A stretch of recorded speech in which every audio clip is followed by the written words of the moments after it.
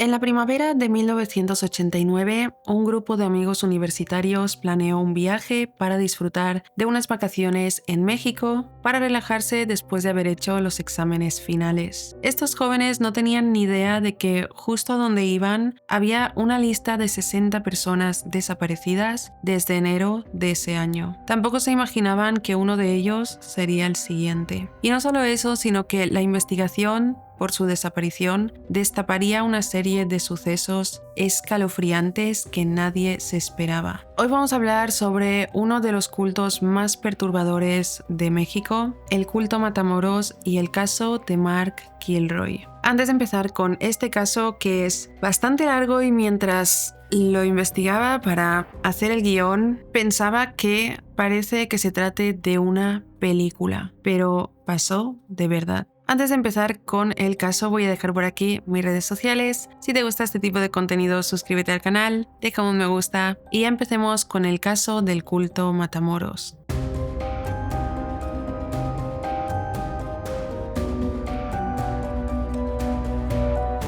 Para ponernos en contexto y entender cómo sucedieron las cosas, vamos a empezar hablando sobre el protagonista de este caso. Mark James Kilroy nació el 5 de marzo de 1968 en Chicago, Illinois. Tenía un hermano llamado Keith, 2 años menor que él. Sus padres eran James y Helen. James trabajó como asesor técnico en diferentes refinerías y plantas de petróleo en Texas y Nuevo México. Viajaba mucho debido a su trabajo, mientras que su mujer Helen era ama de casa y se ocupaba de las tareas domésticas y de sus hijos Mark y Keith. Mark fue descrito como un niño muy bondadoso y brillante. Era como un niño muy dulce, y cuando era pequeño, teniendo solo unos 5 años, cuando volvió a casa después de estar en el colegio, le entregó una nota a sus padres en la que decía que les haría un regalo especial. Después de cenar, ese día los hizo sentarse y les leyó un libro del colegio, y leía perfectamente bien, por lo que sus padres se quedaron muy asombrados y estaban muy orgullosos de que su hijo con 5 años leyera perfectamente. Básicamente era un niño muy inteligente y siempre tenía detalles así con sus padres, su abuelo. Cuando Mark tenía unos 6 años, la familia se mudó a Santa Fe, Texas, un pueblo pequeño en el que en ese momento todo el mundo se conocía. Era un pueblo de clase media y todo muy tranquilo. Ahí se mudaron en una casa donde tenían vacas y gallinas, también tenían caballos y un jardín que a James le gustaba cuidar. La familia asistía a misa con regularidad y eran una familia muy unida. Keith y Mark eran hermanos súper unidos. Avanzando un poco en el tiempo, en los 80, Mark ya era un adolescente que estudiaba en el Instituto de Santa Fe. Era un estudiante de honor y lo describieron como un chico con buen carácter, serio con los estudios y siempre tenía una sonrisa en la cara. Tenía una actitud muy positiva y también tenía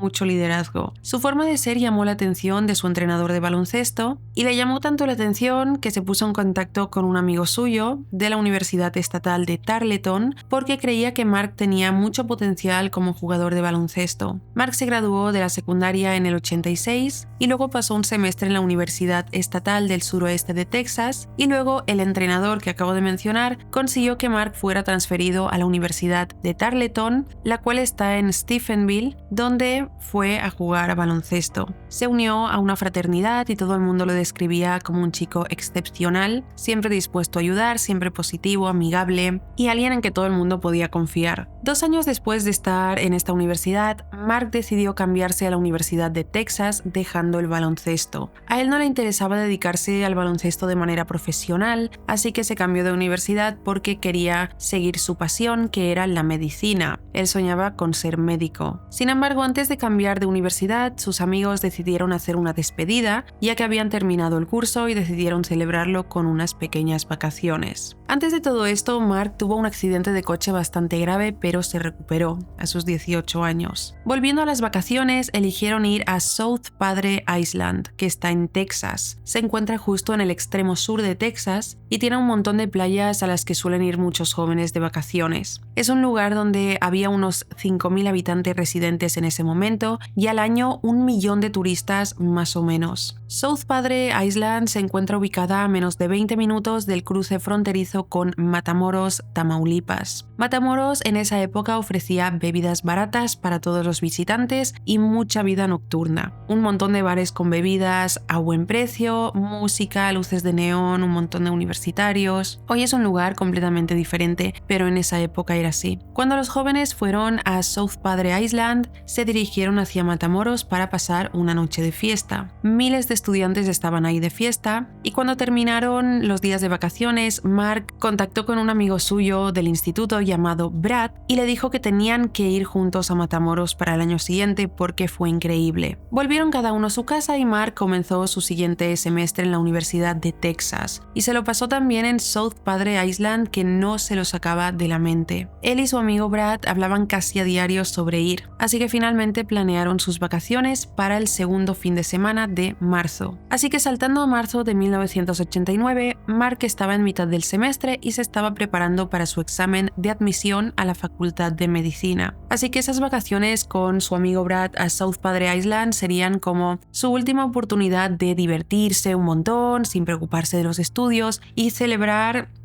antes de comenzar su camino en la medicina. Sin embargo, lo que no sabía era que esas segundas vacaciones a South Padre Island no serían como las anteriores, no serían como lo había estado hablando con Brad. No se imaginaba que serían las últimas vacaciones de su vida. El viernes 10 de marzo de 1989, Brad Moore, su amigo, terminó los exámenes finales, se subió a su coche y se dirigió hacia casa de Mark, quien acababa de cumplir 21 años. Se dirigieron luego hacia Santa Fe para recoger a dos amigos más del instituto, cuyos nombres eran Bill Huddleston y Brent Martin. Los cuatro amigos habían sido inseparables desde el instituto, pero sus caminos se habían separado, evidentemente, porque cada uno fue a una universidad diferente, así que esa era como la ocasión perfecta para pasar juntos un fin de semana de nuevo. Emprendieron su viaje en coche hacia South Padre Island. Estaban súper entusiasmados, hablando sobre todo un poco, sobre sus estudios, sus planes de futuro, qué coches quería comprarse cada uno, de todo un poco. El viaje hacia South Padre fue un poco complicado ese día porque había niebla densa en la carretera y todo estaba muy oscuro. Los chicos pararon 2 veces para comer algo y finalmente llegaron el sábado a media mañana, registrándose en el hotel Sheraton Hotel and Resort. Subieron cada uno a sus habitaciones, comieron algo, se ducharon y se fueron directos hacia la playa. La playa rápidamente se llenó de muchísima gente ya que era temporada alta, llegaron muchos más estudiantes y comenzó el ambiente de fiesta. El mismo ambiente que a Mark le había gustado tanto de las vacaciones pasadas y por las que había insistido tanto a sus amigos de ir ahí de vacaciones. En un momento los chicos usaron un teléfono gratuito disponible para llamar a sus familias. Brad habló con su madre y Mark llamó a su casa, pero nadie contestó. El día transcurrió y por la noche los chicos conocieron a unas chicas universitarias que se alojaban en el mismo hotel que ellos. Se fueron de fiesta con ellas y así fue también el día siguiente. Se levantaron tarde con resaca, comieron algo, playa y volvieron a la fiesta. Por la tarde subieron a sus habitaciones a dormir una siesta porque el plan de la noche era ir a Matamoros. Los jóvenes que visitaban South Padre Island siempre querían pasar una noche de fiesta en Matamoros porque era un lugar súper fiestero. Prometía buena música, diversión y coronas por $1. Así que llegó la noche, los chicos se arreglaron, cogieron el coche, pararon a medio camino para comprar comida y se cruzaron con otro grupo de chicas universitarias de Kansas que también se dirigían hacia Matamoros, así que se unieron con ellas y fueron todos juntos. Aparcaron sus coches en la entrada de un puente que cruzaba hacia Matamoros, el puente de Brownsville. Se dirigieron hacia Sgt. Pepper's, un pub, un club, y volvieron a su hotel sobre las 2:30 de la madrugada. Todo fue bien esa noche.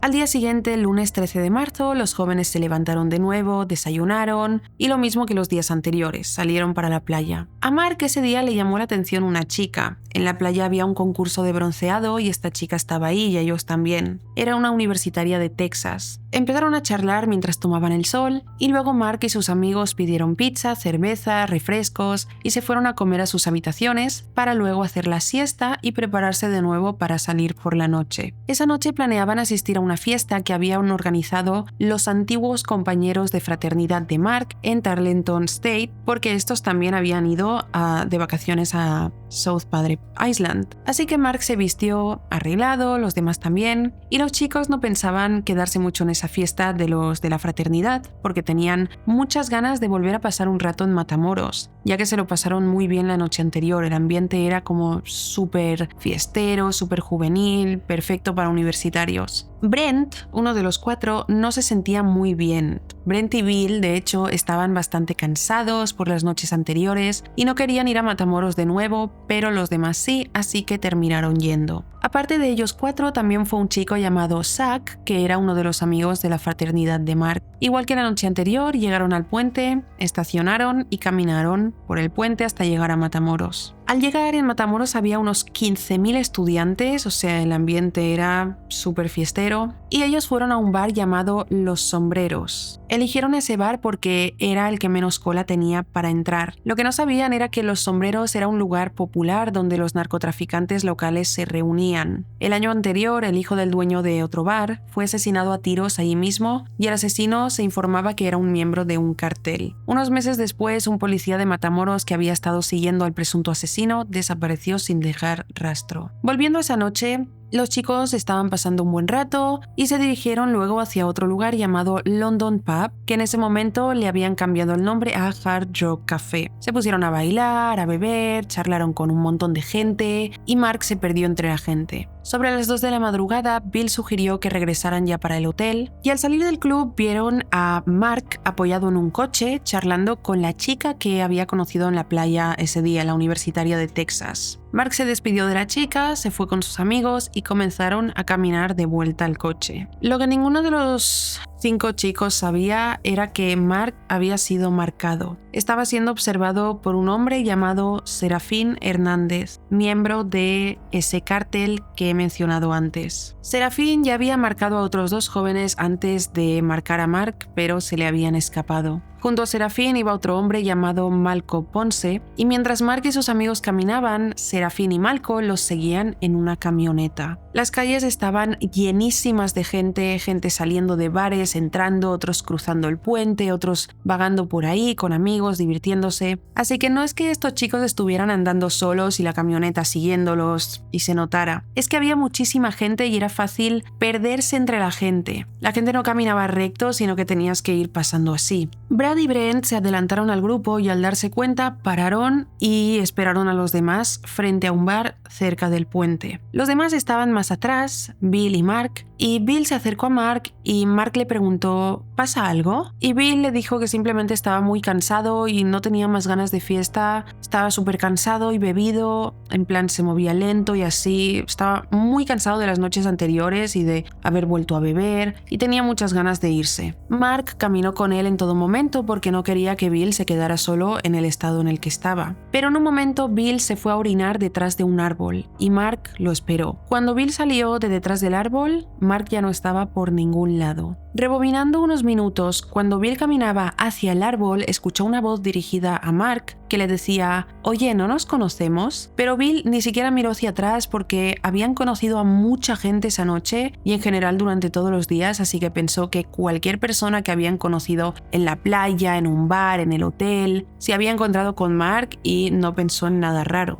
Cuando Bill salió y Mark no estaba por ningún lado, supuso que se había ido con el resto del grupo. Pero cuando llegó a donde estaban los demás esperando, vio que Mark no estaba con ellos. Entonces, en esa situación, Brent y Brad se quedaron en el puente por si Mark aparecía, mientras que Bill volvió hacia atrás a buscarlo, entrando en los bares que habían estado, por si Mark había regresado con alguien que se había encontrado. Caminó durante horas por Matamoros hasta que los bares cerraron, la gente comenzó a irse, las calles se vaciaban y Mark no aparecía. Así que al final los chicos caminaron hacia su coche con el pensamiento de que quizá Mark se les había adelantado y estaba en el coche, durmiendo dentro o lo que fuera, pero tampoco fue así. Esperaron un rato en el coche convencidos de que en cualquier momento aparecería, pero ya empezaron a preocuparse mucho. Condujeron hasta el hotel pensando que quizá Mark fue hasta el hotel con otro grupo, con otro coche, así que llegaron al hotel a las 5 de la madrugada y tampoco estaba Mark por ningún lado. Los chicos se fueron a dormir pensando que llegaría, pero tampoco. Cuando despertaron a la mañana siguiente y Mark seguía sin aparecer,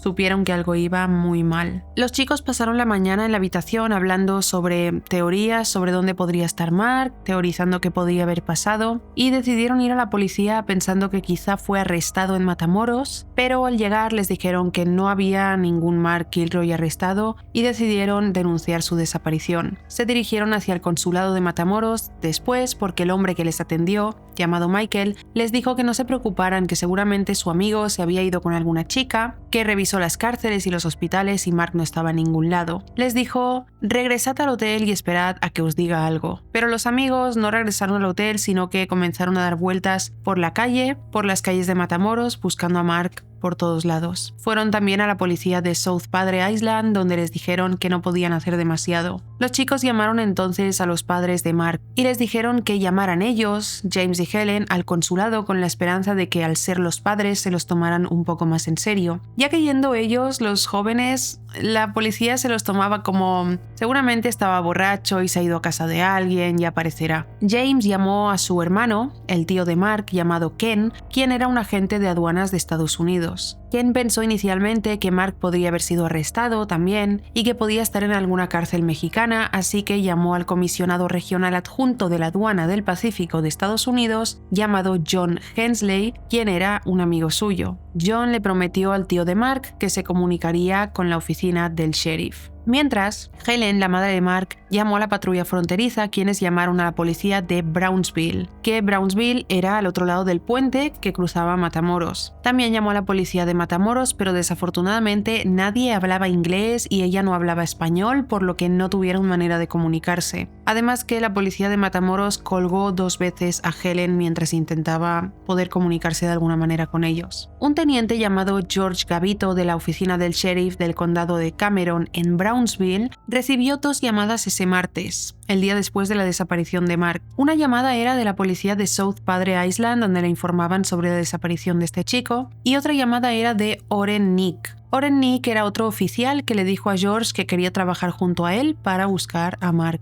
George le dijo a Oren que buscara a los amigos de Mark para que se reunieran en la oficina del sheriff. Así que los chicos fueron hacia allí y George formó un equipo con sus compañeros de 4 agentes de sheriff y 6 agentes de la patrulla fronteriza para empezar a trabajar juntos en la desaparición. George les dijo a los amigos de Mark: escuchen, regresen al hotel, no han pasado ni 30 horas desde la desaparición. Oren y yo seremos los que nos encargaremos de encontrar a Mark. George envió a agentes a México, quienes comenzaron a hacer llamadas, pero le informaron de que no encontraron pistas y que no había ciudadanos estadounidenses en ninguna cárcel mexicana. Pero George no se lo acababa de creer. Sabía que en las vacaciones de primavera Matamoros se llenaba de jóvenes y siempre alguno acababa en prisión. Así que comenzó a investigar por su cuenta y sí que encontró que había un joven estadounidense en una cárcel mexicana, pero no era Mark. A medida que pasaban las horas, continuaban sin pistas y sin saber nada sobre el paradero de Mark. George se temía que algo malo había pasado. Pensaba que no se trataba de un caso común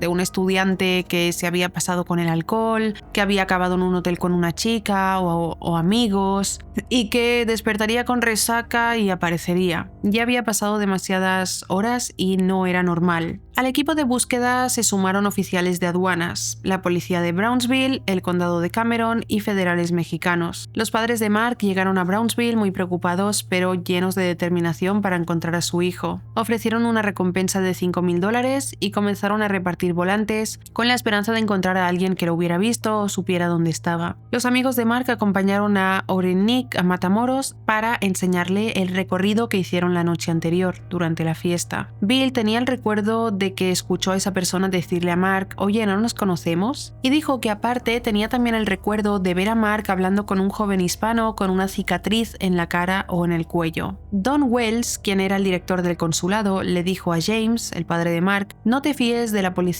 de Matamoros. Estos tipos ganan $150 al mes y esto les lleva a aceptar sobornos de cárteles y de criminales. Hay corrupción en ese departamento. 2 días después de la desaparición, los investigadores tomaron una medida algo extraña, y es que llamaron a un hipnotizador para que hipnotizara a los amigos de Mark y bajo hipnosis pudieran recordar algo más durante esa noche. Y de hecho funcionó, porque mientras estaba bajo hipnosis, Bill recordó que un hombre extraño se dirigió hacia Mark. El hombre con la cicatriz, pero que ya no tenía claro si era una cicatriz porque también parecía una marca de pelea o un rasguño justo en la mejilla, y luego otro hombre que también se había acercado a Mark. La familia y amigos de Mark estaban aterrorizados porque pensaban que o bien Mark ya estaba muerto o que estaba siendo retenido contra su voluntad. La policía estaba segura en ese momento de que Mark fue secuestrado por un grupo de personas que pedirían un rescate, pero por otro lado temían que había sido asesinado. Así que, con helicópteros y vehículos todoterreno, la patrulla comenzó a recorrer el Río Grande, que separa Texas de México, también conocido como el Río Bravo, pero la búsqueda no arrojó ninguna respuesta. Saltando al viernes, en comisaría comenzaron a llegar informes de ataques a estudiantes. Un estudiante apareció severamente golpeado en un centro médico de Brownsville ese viernes y denunció haber sido asaltado en Matamoros, en la misma zona donde estuvo Mark. Otra estudiante fue violada por 3 hombres en Matamoros ese viernes. El teniente George Gavito estaba convencido de que para ese momento estaban buscando un cuerpo. Habló con Oren Nick en privado para comentarle que creía que buscaban un cadáver, que quizá Mark se metió en una situación complicada con un policía de Matamoros o que un delincuente o grupo de delincuentes lo asesinaron también al meterse en alguna situación complicada con ellos, al pelearse con ellos o lo que fuera. Sin embargo, sabían que este tipo de personas no se tomaban molestias en esconder un cuerpo. Asesinaban y ahí mismo dejaban el cuerpo. Así que se preguntaban si podía haber tenido un altercado con un policía, porque solo un policía tendría esa preocupación de ocultar el cuerpo. Lo siguiente que sucedió ese viernes fue que una mujer llamó a la oficina del sheriff del condado de Cameron pidiendo permanecer en anonimato, afirmando que sabía lo que había sucedido con Mark Kilroy. Dijo que unas personas muy malas le habían hecho cosas terribles y que estaba muerto. Continuó diciendo que no quería entrar en detalles por teléfono, pero prometió volver a llamar para dar más información. Seguidamente sucedió algo más. En un punto donde había muchos grafitis, se encontró un grafiti que decía Mark Kilroy.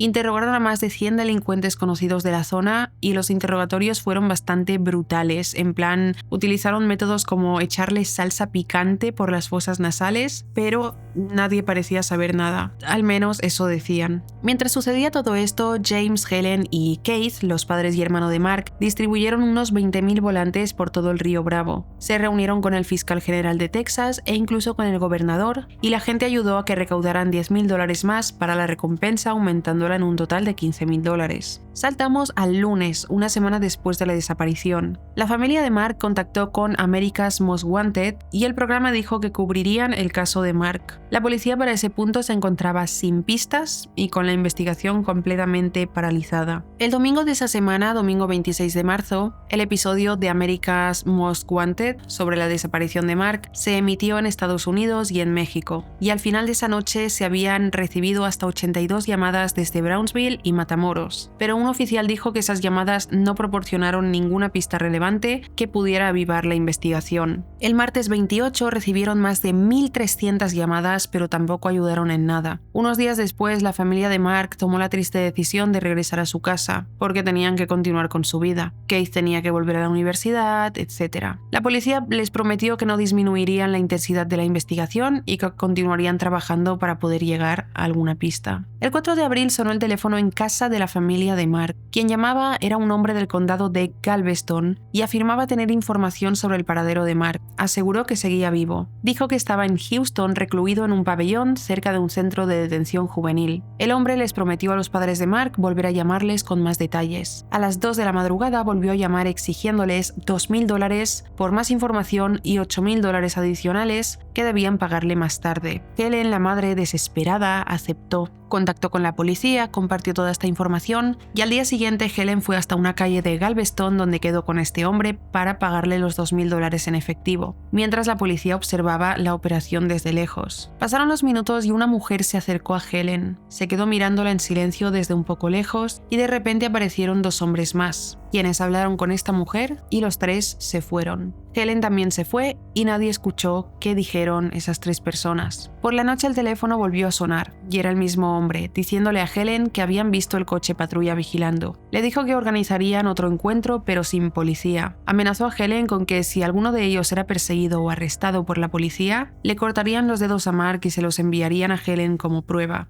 Helen no se dejó intimidar porque quería hacer lo que fuera para volver a ver a su hijo, y al día siguiente, 6 de abril, a las 5 p.m., se dirigió hacia donde este hombre le dijo, el cementerio de Galveston. De nuevo, la policía vigilaba desde lejos. La misma mujer y los hombres pasaron por su lado en una camioneta, pero no se detuvieron, y estas personas no volvieron a contactar con ella. La policía comenzó a rastrear las llamadas y vieron que las habían estado haciendo desde la cárcel del condado de Galveston. Dos reclusos llamados Robert Miller y Wilton Smith, que habían sido detenidos por robo, habían organizado esta estafa. No era la primera vez que lo hacían. Una chica llamada Shelly Skies, de 19 años, que trabajaba como camarera en una marisquería de Galveston, Texas, desapareció al salir de su trabajo el 24 de mayo del 86. Horas después, su coche fue encontrado abandonado con la ventanilla del conductor rota y manchas de sangre en la puerta del asiento del conductor. Su cuerpo nunca fue encontrado, pero 2 años después, en el 88, Robert Miller, este preso, llamó a la familia de Shelly ofreciéndoles lo mismo que a la familia de Mark. Y tampoco pudo estafarlos a ellos, por suerte. La policía identificó entonces a la mujer y a los 2 hombres que habían intentado reunirse con Helen. Eran Becky Carrado, su marido Elmer Carrado y otro hombre apellidado González. Becky era la hermana de Wilton Smith.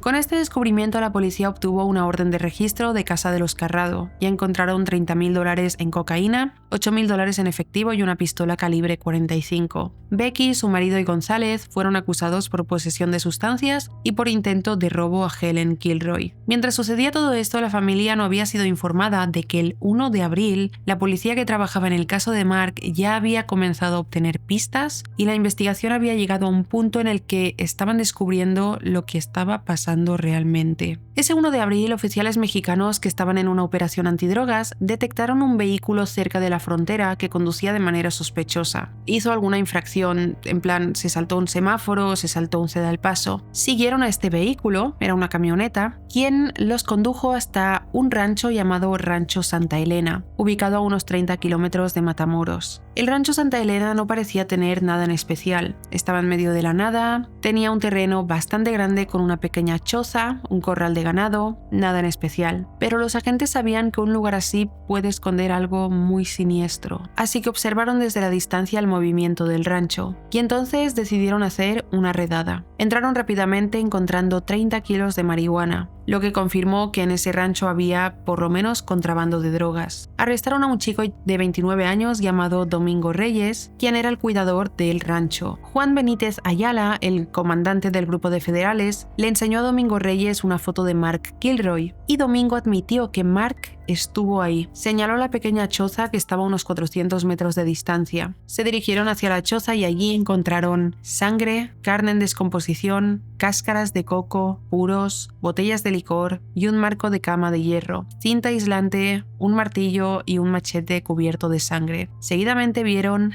3 calderos. Los calderos estaban llenos de centavos, cabezas de gallinas, cabezas de cabras y huesos. Luego, una gran olla de hierro llena de estacas de madera, monedas, hierbas, una cabeza de cabra, patas de gallo, una tortuga, un cerebro humano y sangre animal. El teniente George Gavito llegó inmediatamente al lugar y describió la escena así: un matadero humano. He estado en la fuerza durante 15 años y no hay palabras para describir lo que vi allí, en el rancho Santa Elena. Los oficiales tenían claro que lo que tenían delante eran rituales de magia negra muy siniestros. Comenzaron a preguntarse si Mark fue secuestrado para realizar una ceremonia o un sacrificio de magia negra. Los oficiales informaron a su comandante, quien les dijo que la investigación no podía continuar hasta que la escena del crimen fuera neutralizada. Neutralizar la escena del crimen se refería a lo siguiente: llamó a un mago blanco o brujo blanco, un hombre que era conocido por su habilidad para limpiar espíritus malignos y purificar espacios contaminados por la oscuridad. Este hombre llegó al rancho con velas blancas, ajos, pimienta y empezó un ritual para expulsar cualquier espíritu maligno que detectara en la choza. Mientras, la policía identificó al hombre que condujo el vehículo de manera sospechosa, al que siguieron hasta el rancho, y este era Serafín Hernández. Serafín era el sobrino de Helio Hernández, uno de los hombres más temidos en ese momento en Matamoros. Helio era el jefe de una banda de narcotráfico. La red de contrabando de Helio había sembrado el terror desde México hasta Michigan. La familia Hernández transportaba hasta 1 tonelada de droga a la semana y sembraban el terror porque eran violentos durante el camino. Serafín Hernández, su sobrino, no siempre había estado involucrado en este tipo de cosas. Serafín nació en México pero se crió en Houston, Texas. De pequeño fue descrito como un niño mimado al que le gustaban los coches. Según sus compañeros de clases, era un chico normal y tranquilo. Su pasión era el béisbol y se graduó del instituto el mismo año que lo hizo Mark Kilroy. Tenían la misma edad. Serafín entró en el equipo juvenil de béisbol y fue manager del equipo universitario. Pero en algún punto su vida dio un giro drástico, porque como vemos era un joven común y corriente, pero se vio arrastrado en el mundo del crimen. En el momento de la desaparición de Mark Kilroy, Helio era el jefe,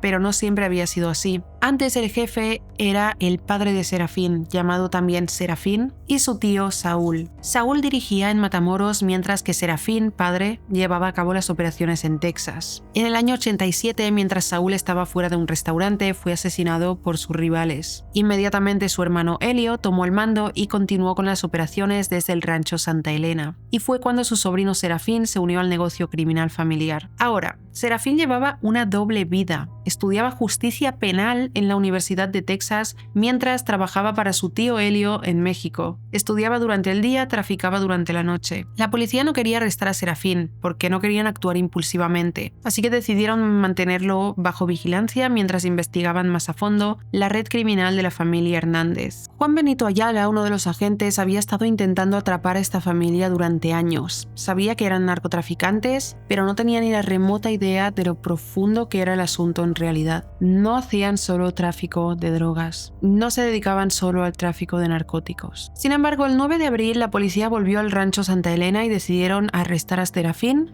a su tío Helio y a otros 2 hombres que también estaban en el rancho en ese momento, David Cerna Valdez y Sergio Martínez Salinas. Lo que más impactó a los oficiales fue la actitud de los arrestados, que estaban muy tranquilos y despreocupados. Le dijeron a la policía que no les preocupaba que los arrestaran. Les preguntaron por qué y respondieron que porque estaban protegidos por un poder más allá de la ley. Estaban protegidos por la Santa Muerte. En la choza se había encontrado una figura esquelética vestida con túnicas. Mientras todos estaban entre rejas, los investigadores se centraron en el cuidador del rancho, Domingo Reyes, de 29 años. Lo interrogaron y le preguntaron sobre Mark Kilroy, ya que cuando le enseñaron una foto suya, él dijo que había estado ahí y señaló la choza. Domingo dijo que le había preparado unos huevos a Mark 3 o 4 semanas atrás. Coincidía con el tiempo que Mark llevaba desaparecido. El comandante Juan Benítez le preguntó por qué estaba Mark Kilroy en el rancho. Domingo dijo: no sé, me dijeron que lo alimentara. Luego me dijeron que fuera a cuidar a las cabras y cuando regresé Mark ya no estaba. Mientras en comisaría también interrogaban a los demás, vieron que Serafín era como el más fácil, es decir, que era más fácil hablar con él que con los demás, se sinceraba más. Y estaban muy sorprendidos de que fuera un estudiante de justicia penal en la Universidad de Texas, pero que a la vez estuviera involucrado en el mundo del crimen. Al hablar con él, los investigadores se dieron cuenta de que rápidamente hablaría, y así fue. 2 días después, Serafín se quebró y comenzó a revelarlo todo. Explicó que durante los últimos 9 meses la banda de los Hernández había secuestrado y sacrificado en rituales a 13 hombres, creyendo que estos sacrificios humanos los harían invencibles y protegerían su negocio de tráfico de drogas de las fuerzas del orden y de sus rivales. Explicó que estos rituales, estos sacrificios, no eran actos de violencia, sino parte de su religión, y que el hombre que estaba detrás de todo esto, quien orquestaba todo esto, era el padrino. El padrino era Adolfo de Jesús Constanzo González del Valle, conocido como el padrino de Matamoros o el narcosatánico de Matamoros. Y vamos a hablar sobre él para entender cómo un cártel entró en una secta satánica. Adolfo nació el 1 de noviembre de 1962 en Miami, Florida. Sus padres eran cubanos. Su madre, Delia Aurora González, lo tuvo cuando tenía 15 años y luego tuvo 3 hijos más de diferentes hombres. Emigró a San Juan, Puerto Rico, después de que su primer marido muriera y volvió a casarse ahí. Adolfo fue bautizado como católico y sirvió como monaguillo, pero también fue influenciado por su madre y su abuela en la santería y palo mayombe, en el que ella era sacerdotisa. La familia regresó a Miami en 1972 y el segundo marido de Delia falleció poco después. Delia pronto volvió a casarse y este tercer marido estaba involucrado en el ocultismo y tráfico de drogas. Adolfo y su madre Delia fueron arrestados varias veces por robo, vandalismo, robo a comercios. Adolfo se graduó de la secundaria pero fue expulsado de bachillerato. Y Delia creía que su hijo Adolfo tenía habilidades psíquicas, porque supuestamente predijo el intento de asesinato del entonces presidente de Estados Unidos. Y no solo eso, sino que cuando Adolfo tenía unos 6 meses, su madre Delia lo llevó a un sacerdote de Palo Mayombe y este sacerdote le dijo que su hijo había sido el elegido para tener un gran poder. Eran los 70s en Miami y Delia hacía cosas en su casa para sus prácticas religiosas y los vecinos comenzaban a sospechar algo. Poco a poco empezaron a correr rumores sobre que Delia era bruja. Aquellos que traicionaban a Delia, y no solo que la traicionaran, sino con cualquier persona que tuviera un intercambio de malas palabras por cualquier asunto, pronto se encontraban con algo extraño cerca que parecían advertencias espeluznantes. Una mujer se encontró con un ganso muerto en su puerta con la cabeza envuelta en un pañuelo rojo. Otra mujer se encontró a un pollo decapitado en su puerta poco después de que su hijo tuviera una discusión con Delia. Así que cuando Delia sentía que a alguien le faltaba el respeto o lo que fuera, ella lanzaba estas amenazas espeluznantes, dejando un animal sacrificado en su puerta. A menudo Delia junto a sus hijos se mudaban de casa en casa en Miami. Dejaban las casas vandalizadas, manchadas de sangre por sus rituales. En una ocasión la policía arrestó a Delia tras encontrarla en un apartamento sucio y muy pequeño con un montón de niños y de animales. El suelo estaba empapado de sangre, orina y heces. Fue acusada de negligencia infantil. Continuó siendo arrestada por fraude con cheques, hurtos mayores, pero por algún motivo los cargos nunca iban más allá. Delia siempre delinquía, pero nunca pagaba con un castigo, así que creía que era gracias a sus sacrificios y rituales. Siempre hacía algo malo, pero nunca pagaba las consecuencias fuera como fuera, porque siempre la pillaban. Siempre salía bajo libertad condicional. De adolescente, Adolfo se hizo amigo de otro sacerdote de Palo Mayombe, quien le empezó a enseñar habilidades para acabar siendo un narcotraficante y un estafador. Adolfo se instaló a la Ciudad de México, primero trabajando como modelo y luego trabajando como lector de cartas del tarot en una zona conocida por su vida nocturna. Era una zona en la que había también muchas trabajadoras sexuales. Enseguida tuvo éxito porque tenía carisma y se le conocía por sus supuestos poderes. Ahí reclutó a 2 jóvenes, Martín Quintana Ramírez y Omar Orea Ochoa. Omar era un estudiante de periodismo que tenía una obsesión por todo lo oculto. A mediados del 84 se mudó con Martín y Omar y los 3 vivían juntos, mientras que Adolfo comenzó a captar a más personas para su culto. Comenzó a ser muy conocido por sus lecturas de cartas del tarot y por sus rituales de purificación. Comenzó a tener a muchos clientes y entre ellos había narcotraficantes que recurrían a él para que les leyera las cartas y les orientara sobre cómo dirigir sus operaciones. Adolfo les prometía que su magia podía hacerlos invisibles para la policía y blindarlos contra sus enemigos. También por lo menos 4 policías se unieron a su secta, incluido un comandante responsable de investigaciones de narcóticos. En ese momento Adolfo tenía solo 26 años. Serafín continuó diciéndole a la policía que Adolfo les decía que matar les daría poder, que sus almas estaban muertas. Volviendo a la historia de Adolfo, vamos a continuar hablando sobre eso para entender cómo Adolfo convirtió el narcotráfico de la familia Hernández en una secta. Pues en un punto, Adolfo y 3 de sus seguidores fueron a un cementerio de Ciudad de México para llevarse huesos humanos. Adolfo comenzó a ganar muchísimo dinero, tenía un montón de coches de lujos y empezó a trabajar para un cártel. Cuando Adolfo no estaba haciendo trabajos de magia negra o lecturas, orquestaba estafas. En una ocasión se hizo pasar por un agente de la DEA para estafar a un traficante de cocaína. Se llevó esta cocaína y la vendió a través de sus contactos policiales por $100,000. Pero para Adolfo nada era suficiente, quería siempre más y más y más. Así que comenzó a ofrecer sacrificios humanos. No se sabe a cuántas víctimas asesinó, pero en esa época ocurrieron una cantidad considerable de asesinatos por mutilación sin resolver. Para ese entonces Adolfo quería asociarse con un cártel para el que trabajaba,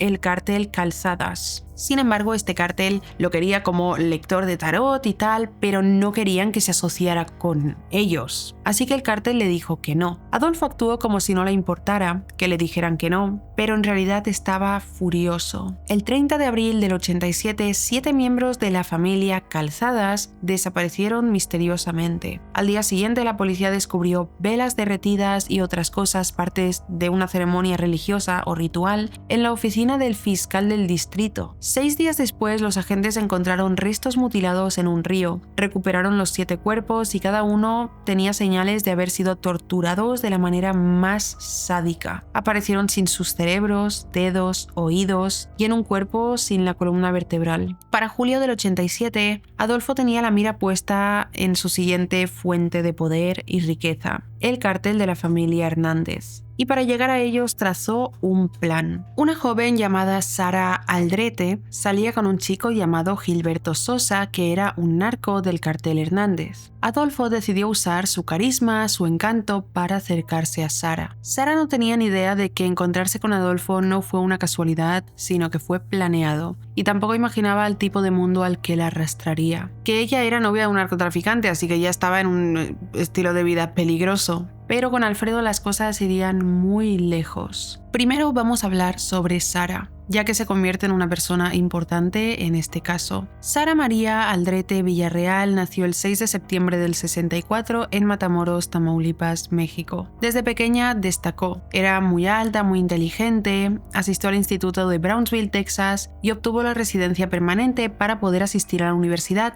Texas Southmost College, donde estudiaba para convertirse en profesora de educación física. Era muy dedicada y disciplinada. Comenzó sus clases en enero del 86 y a la vez tenía 2 trabajos, uno como instructora de aeróbic y otro como secretaria asistente en el departamento de atletismo de la escuela. A pesar de estudiar en la universidad y tener 2 trabajos, Sara fue muy buena estudiante. Estaba muy involucrada en sus estudios, lideraba el club de refuerzo para el equipo de fútbol y ganó un premio en educación física. Tenía un futuro prometedor, pero su vida estaba a punto de dar un giro muy oscuro. En verano de 1987, Sara comenzó a salir con Gilberto Sosa, este narcotraficante que trabajaba para el cartel Hernández. Y cuando Alfonso consideró que Sara podía ser su puerta de entrada al cartel, Adolfo se subió a su Mercedes y comenzó a conducir por las calles hasta cruzarse con ella, frenando en seco como para evitar atropellarla. Era todo orquestado. Salió del coche con una sonrisa, se disculpó con ella, se presentó y Sara quedó cautivada por su encanto y su carisma. Rápidamente se hicieron amigos y se cree que Sara esperaba empezar una relación romántica con Adolfo, pero no podía ser porque Adolfo era gay, así que la engañó un poco. 2 semanas después de su primer encuentro, Adolfo se reunió con Sara y con Gilberto en Brownsville, pero parece que Adolfo y Gilberto no se llevaron muy bien, hubo como una especie de tensión. Y unos días después, Gilberto recibió una llamada anónima donde le advertían que su novia Sara estaba con otro hombre. Gilberto confrontó a Sara y ella le dijo que no sabía de qué estaba hablando, pero Gilberto rompió con ella. Sara recurrió a Adolfo en busca de consuelo, sin tener idea de que Adolfo estaba detrás de todo eso. Adolfo le dijo a Sara que él había visto esa ruptura en sus cartas de tarot.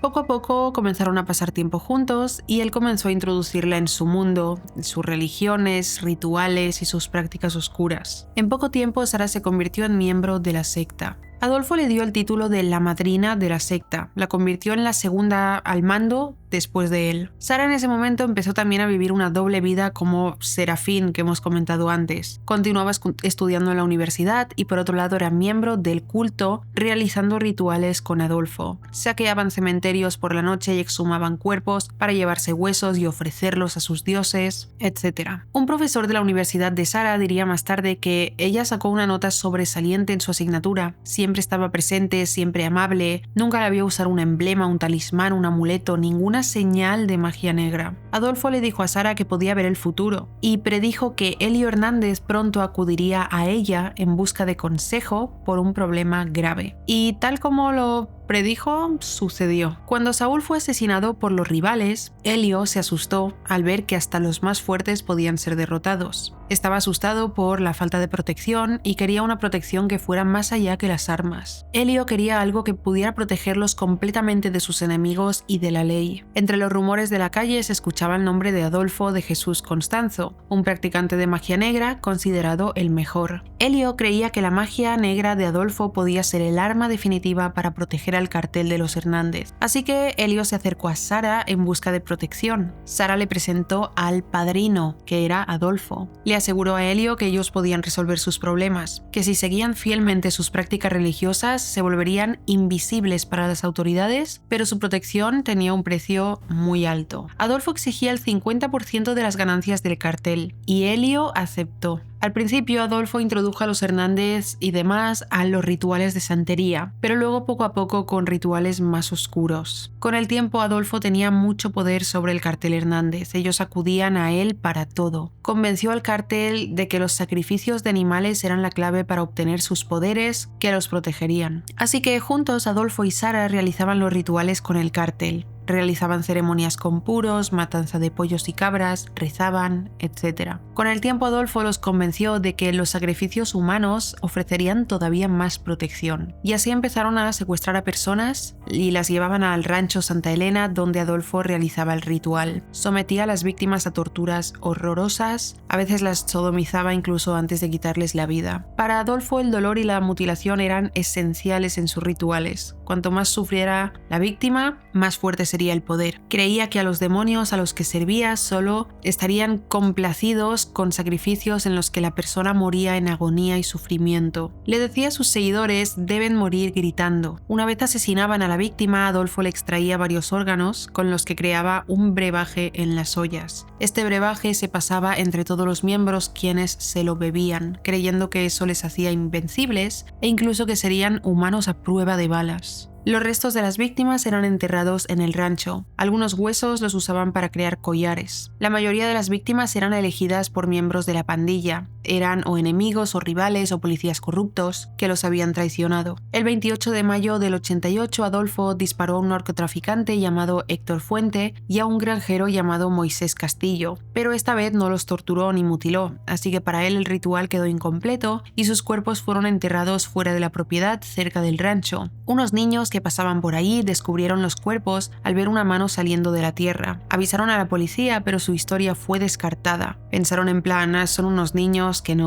habrán visto cualquier cosa y están aquí creando una historia. El 16 de julio, Adolfo orquestó la tortura y desmembramiento de un hombre llamado Raúl Paz Esquivel, un antiguo amante de Jorge Montes, miembro de la secta. Los restos del cuerpo de Raúl fueron arrojados a la vía pública y de nuevo descubiertos por otros niños, quienes comenzaron a correr aterrorizados pidiendo ayuda y alertando a la policía. Unas semanas después, narcotraficantes rivales atacaron a la familia Hernández, secuestrando al hermano de Elio, Ovidio, junto a sus hijos pequeños, en represalia por un negocio de drogas de $800,000 que salió mal. Decididos a rescatar a Ovidio y a sus hijos ilesos, los seguidores de Adolfo secuestraron a un hombre y lo llevaron hasta Santa Elena, donde Adolfo lo torturó hasta la muerte mientras cantaba oraciones por la liberación de Ovidio y los niños. Un día después, sorprendentemente, Ovidio y los niños fueron liberados ilesos. No hubo ningún pago de por medio ni absolutamente nada. O sea que en este punto me estoy preguntando si Adolfo realmente tenía poderes. Adolfo se atribuyó el mérito afirmando que sus rituales funcionaban. Su estatus creció, su reputación creció como alguien a quien no se debía desafiar. Adolfo le dio a Elio el rol de sacerdote, le marcó los brazos, el pecho y la espalda con un cuchillo que estaba muy caliente como ritual de iniciación. El ritual le otorgaba a Elio autoridad para ayudar a ejecutar a las víctimas. En noviembre de ese mismo año, Jorge Valente de Fierro Gómez, un ex policía de 30 años y miembro de la secta, violó la prohibición que había en el grupo de consumir drogas. Adolfo lo seleccionó como la siguiente ofrenda en un ritual. Lo torturó hasta la muerte y esto era un recordatorio para los demás seguidores de que la obediencia era obligatoria si no querían morir torturados. El 14 de febrero del 89, Adolfo y sus seguidores, haciéndose pasar por policías, secuestraron a 3 narcotraficantes. Pretendían robarles 300 kilos de marihuana. Los narcos fueron llevados al rancho donde fueron torturados y asesinados a tiros. 9 días después, la secta atacó a otra víctima, un desconocido no identificado. Aunque este hombre opuso tanta fuerza, luchó tanto contra ellos que Adolfo decidió no utilizarlo para un ritual y le ordenó a Elio que lo disparara. Cada vez los rituales y asesinatos se volvían más sádicos porque Adolfo no saciaba su sed de violencia. El 25 de febrero ordenó a sus seguidores que encontraran a una persona al azar para hacer el siguiente sacrificio y secuestraron a un niño de 14 años llamado José Luis García mientras caminaba hacia su trabajo, que era en una granja donde cuidaba vacas. Lo secuestraron y sacrificaron para un ritual y más tarde Elio se dio cuenta, tras haberlo haberlo asesinado de que José Luis García era su propio primo. Todos estos asesinatos pasaron desapercibidos por la policía. La secta continuaba secuestrando y asesinando sin ser detectada. A principio de marzo de ese año, Adolfo y sus miembros le robaron 800 kilos de marihuana a una pandilla rival y decidieron que querían hacer contrabando de marihuana a Estados Unidos con la esperanza de ganar muchísimo dinero. Pero antes de proceder, Adolfo pensó que necesitaban hacer otro sacrificio para garantizar al máximo su protección durante el viaje. Así que el 13 de marzo hicieron un ritual sacrificando a una persona, pero el sufrimiento de la persona durante el ritual a Adolfo no le pareció suficiente. Estaba insatisfecho y ordenó a sus seguidores que secuestraran a un estadounidense. Y les dio características, les dijo que fuera como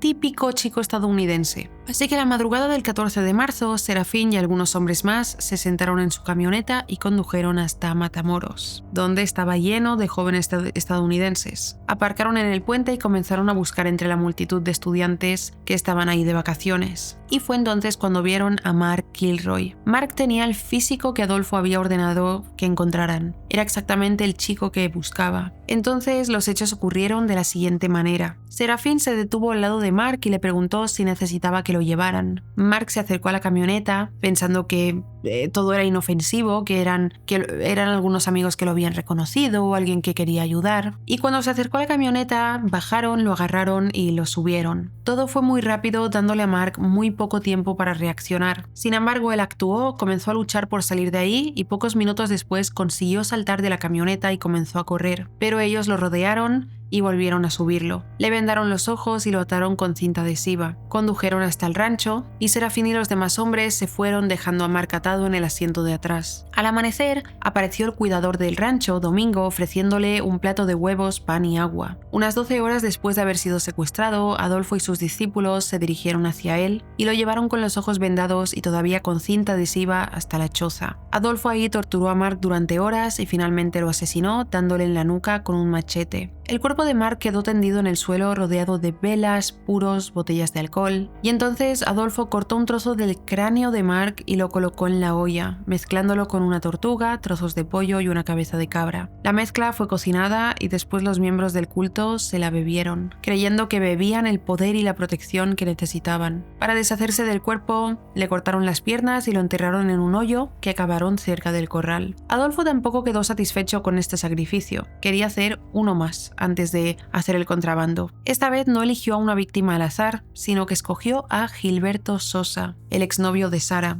quien había formado parte del cartel Hernández. El 28 de marzo lo asesinaron para hacer el ritual, y entonces, unos días después, fue cuando Serafín condujo con la camioneta de manera sospechosa, saltándose un semáforo, o un ceda al paso, o un stop, porque él pensaba que eran invencibles, que no le veían, que la policía no podía verlo conducir mal, pensaban que eran invisibles a los ojos de la policía, por los rituales. En ese momento, si recordáis, todavía no se hicieron los arrestos, sino que la policía observó el rancho desde lejos y los movimientos de Serafín. Entonces, después de que la policía descubriera el rancho, Adolfo y sus seguidores hicieron el contrabando con los 800 kilos de marihuana y cobraron $300,000. Al día siguiente fue cuando fueron arrestados. Aunque Adolfo y Sara consiguieron no ser arrestados porque no estaban en el rancho, Serafín condujo a la policía hasta el punto donde estaban enterrados los cuerpos y les enseñó dónde estaba el cuerpo de Mark. Mientras la policía desenterraba el cuerpo, se encontraron con su cadáver sin cerebro ni piernas, tal como Serafín les había explicado en su confesión. Guió entonces a la policía hasta los puntos donde estaban enterrados todos los demás cadáveres, y él mismo los desenterró. Así que por la tarde, cuando terminó, un montón de cadáveres yacían uno al lado del otro en una hilera. Los cuerpos fueron llevados a funerarias locales donde serían identificados, ya que estaban en estado de descomposición y desfigurados. Familiares de personas desaparecidas corrieron hacia Matamoros al enterarse de las noticias para ver si algún cadáver era el de su familiar. La mayoría de víctimas eran narcotraficantes y hubo 3 que nunca pudieron ser identificadas. La familia de Mark Kilroy recibió la devastadora noticia de que habían encontrado a su hijo sin vida y de que su asesinato fue parte de un ritual satánico. Ellos, James, Helen y Keith, a pesar de la situación tan horrorosa, expresaron sentir una sensación de paz y decidieron concentrarse en orar tanto por su hijo como por los que le quitaron la vida. La madre de Mark dijo: Creo que deben estar poseídos por el diablo, esa sería la única explicación de lo que hicieron, pero estamos tranquilos sabiendo que Mark está a salvo con nuestro Señor. Rezaré por ellos para que se den cuenta de lo mal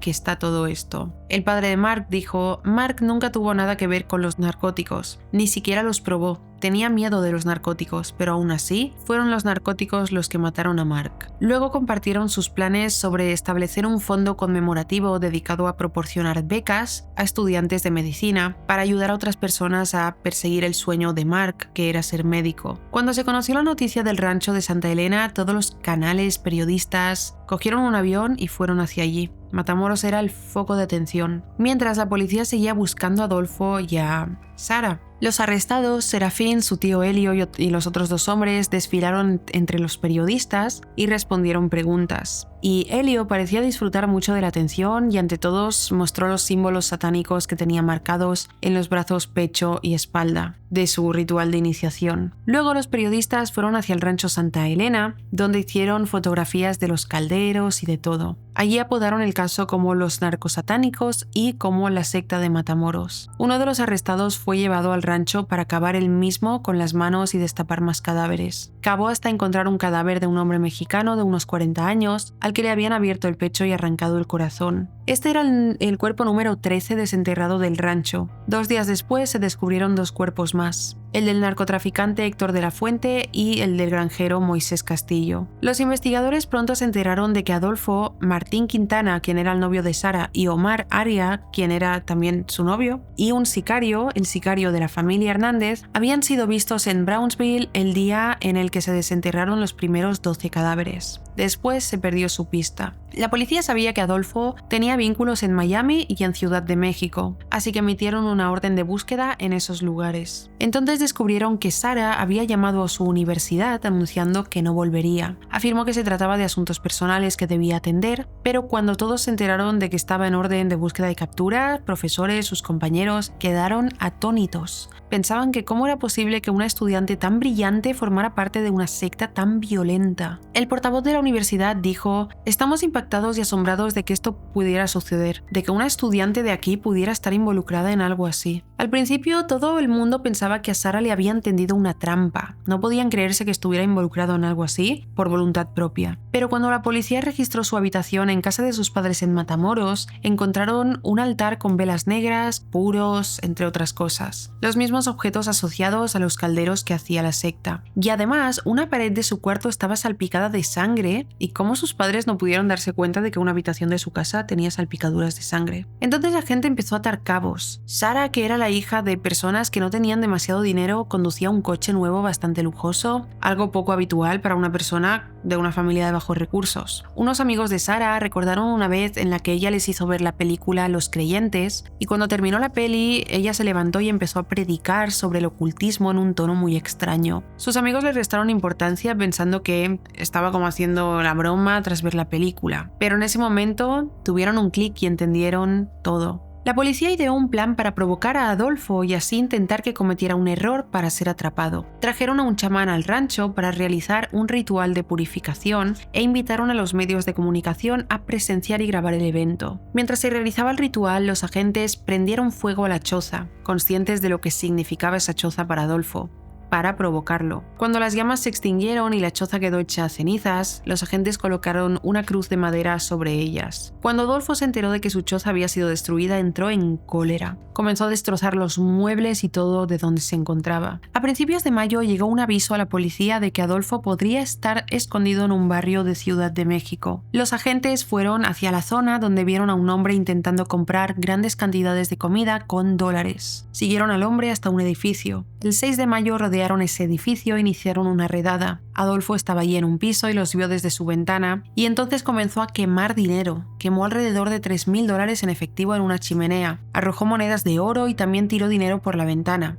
Se cree que para atraer a mucha gente y que la policía no pudiera hacer lo que tenían que hacer, porque necesitaban que estuviera todo despejado. Después de una hora de que Adolfo estuviera en su apartamento sin saber qué hacer, llegó a una conclusión. Se negaba a ser capturado vivo. Miró al sicario de la familia Hernández, quien estaba ahí con ellos, y le dijo que lo matara. El sicario dudó, pero Adolfo lo golpeó y le advirtió de que si no seguía sus instrucciones acabaría peor él. Entonces Adolfo se sentó en un taburete dentro de un armario y el sicario lo apuntó y disparó. El sicario entonces se giró y disparó a la policía por la ventana hasta que se quedó sin munición. Sara, que estaba en el apartamento, salió con las manos arriba gritando: «Está muerto, lo han matado, está muerto». La policía la arrestó a ella y a Omar, porque el sicario también asesinó a Martín. Poco después, 2 mujeres que le habían alquilado el apartamento a la secta fueron arrestadas también. Cuando la policía registró el apartamento, encontraron de todo: túnicas negras, una muñeca con los ojos vendados que agarraba otra muñeca más pequeña, una calavera hecha de cera blanca, velas negras, 2 espadas. La policía estaba tan preocupada de que de alguna manera Adolfo hubiera fingido su muerte que enviaron el cuerpo rápidamente para una autopsia donde confirmaron que sí que era él. Sara fue interrogada, le preguntaron que por qué escapó con Adolfo y ella dijo: «Lo siento, pero cuando Mark Kilroy desapareció yo estaba tratando de ayudar a la familia Kilroy». No se entiende por qué dijo eso y es mentira porque no ayudó de ninguna manera. Y no dio más detalles acerca de esta afirmación. Dijo que si hubiera sabido que la secta era así no habría entrado en ella. Mentira, porque ella sabía lo que era la secta desde el principio, además de que era la madrina, era la mano derecha de Adolfo. Dijo que Adolfo tuvo un efecto abrumador en ella. Dijo: «Si Adolfo te dice que hagas algo ahora mismo, lo harás. Ni siquiera sé por qué, pero lo harás». Los investigadores sabían que Sara había participado activamente en los macabros rituales y sacrificios. Era la segunda que mandaba en la secta después de Adolfo. Sin embargo, ella siempre negó su participación. El sicario también fue interrogado y describió los sacrificios que llevó a cabo la secta. Explicó que después de los primeros arrestos, él, Adolfo, Sara, Omar y Martín huyeron a un hotel de Brownsville y cuando vieron por las noticias que la policía había desenterrado los cuerpos, volaron inmediatamente a Ciudad de México, donde se escondieron en ese piso. Dijo que Adolfo cada vez se comportaba de manera más errática durante la fuga. Explicó: «Maté a Adolfo y a Martín con una ametralladora cuando Adolfo me lo pidió. No quería hacerlo, pero Adolfo me dijo que si no lo hacía las cosas me irían mal en el infierno». Todos los participantes en los crímenes fueron acusados de múltiples cargos por posesión de armas y narcóticos, conspiración para obstruir la justicia y 13 cargos de asesinatos. Serafín, Helio, Sergio y David Cerna Valdez, los 4 primeros arrestados, alegaron que la policía mexicana los torturó para que firmaran confesiones. Según ellos, los electrocutaron, los golpearon y les colocaron bolsas de plástico en la cabeza hasta que perdieron el conocimiento. La policía negó las acusaciones y al público le dio igual. Ellos torturaron a Mark Kilroy y a muchas otras víctimas. Así que ¿quién podía sentir lástima porque ellos fueran torturados por la policía? Nadie se compadeció de ellos cuando hicieron estas acusaciones. El sicario fue condenado por el asesinato de Adolfo y Martín, recibiendo una condena de 35 años de prisión. Sara fue sentenciada a 62 años de prisión, mientras que los demás hombres fueron condenados a 67 años de prisión. Más tarde le redujeron las penas a 50 años. La gente se preguntaba si podría surgir otro líder para la secta. Cuando se lo comentaron a Sara, ella dijo: «No creo que este culto termine con nosotros, porque hay mucha gente más en ella». En 2003, Sara volvió a hablar con los medios negando cualquier implicación por su parte en el asesinato de Mark Kilroy o cualquier otra víctima. Según ella, se enteró de que la secta asesinaba cuando vio por las noticias junto a Adolfo que estaban en busca de captura. Ahí se enteró de que la secta en la que estaba ella realizaba sacrificios humanos. Dijo que Adolfo la retuvo como rehén y no la dejó ir. Sara dijo también que fue torturada por la policía, la desnudaron, le vendaron los ojos, la colgaron boca abajo, la golpearon e incluso le arrancaron las uñas de los pies. Que sufrió quemaduras graves por parte de los policías y que un médico le dijo que nunca podría tener hijos. Según ella, también la policía la obligó a introducir sus manos en el cuerpo de Adolfo en la morgue y le exigieron que le extrajera el corazón. Más tarde, Sara publicó una autobiografía con su versión de los hechos. En 2014, en una entrevista de prensa, Serafín y Sergio Martínez compartieron su versión de los hechos. Insistieron en que eran inocentes y Serafín afirmó que la policía había asumido que él era culpable simplemente por quién era su familia, por su vínculo con Helio Hernández, quien era su tío, pero que él desconocía a Adolfo Constanza y que alguna vez lo había visto en el rancho con su familia, pero que nunca había hablado con él. Sin embargo, ¿cómo era posible que Serafín no conociera a Adolfo si él mismo explicó quién era y explicó que era el padrino. Según Sergio, él nunca formó parte de la secta ni había oído hablar de ella, pero él mismo había admitido en el pasado haber participado en los secuestros y los entierros de los cadáveres. La familia de Mark Kilroy publicó también un libro y trabajaron mucho para mantener el legado de su hijo. En 2014, Helen, la madre, a los 70 años, falleció a causa de una enfermedad, esclerosis lateral amiotrófica. Ryan Finley, un amigo de la infancia de Mark, explicó que originalmente él tenía que ir a ese viaje de vacaciones de amigos, pero que canceló a último momento, y dijo lo siguiente: si van a ir a esas áreas es mejor que permanezcan en grupos, no se separen en absoluto, ni siquiera por un minuto, no vayan por ahí con mucho dinero en efectivo, no lleven muchas joyas, ropa elegante llamará la atención, conozcan su entorno, no peguen la cara al teléfono, estén alerta, porque si tienen la cabeza gacha y no prestan atención, pueden ser un blanco fácil. Ryan también habló sobre en quién se habría convertido Mark si no hubiera sido asesinado. Dijo que hoy sería un médico excelente, tendría una familia, pero todos esos sueños fueron arrebatados por un grupo de narcotraficantes que creyeron que sacrificar a Mark los protegería de la ley. Y al final ningún sacrificio los protegió de la justicia. Esto es todo sobre el caso del culto de Matamoros, un caso muy denso, muy fuerte y muy perturbador. Estoy segura de que muchísima gente ya lo conocía, pero quería traerlo al canal al encontrar tanta información y al parecerme un caso tan surrealista porque parece todo ficción. Pero fue real de principio a fin. Dejadme en comentarios qué opináis sobre este caso, si lo conocíais con todos los detalles. Y si os ha gustado este vídeo, si os ha parecido interesante e informativo, no olvidéis dejar un me gusta, suscríbete a este canal. Gracias por ver mi vídeo y nos vemos en el próximo. ¡Chao!